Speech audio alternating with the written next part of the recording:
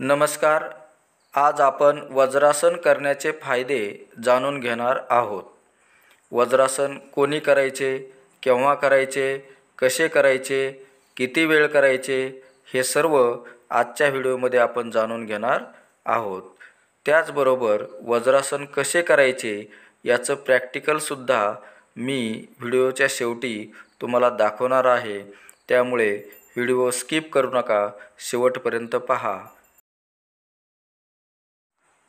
वज्रासन हे एकमेव आसन जेवणानंतर आपल्याला लगेच करता येते. त्यामुळं काय होतं, पाचन सुधारतं, पाठीचा मणका मजबूत होतो, रक्ताभिसरण सुरळीत होते, ॲसिडिटी कमी होते, शुगर देखील नियंत्रणामध्ये राहते. चला तर मग पाहूया आता वज्रासन कसे करायचे ते.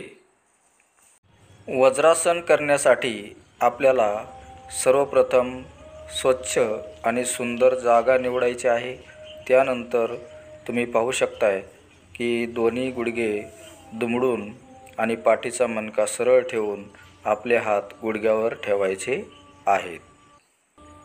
पायाचे अंगठे एकमेकाला स्पर्श केला पाहिजे आणि वरती टाचामध्ये थोडंसं अंतर आहे. अशा पद्धतीने सकाळ संध्याकाळ 10 मिनिटे जेवण झाल्यावर रोज बसावे.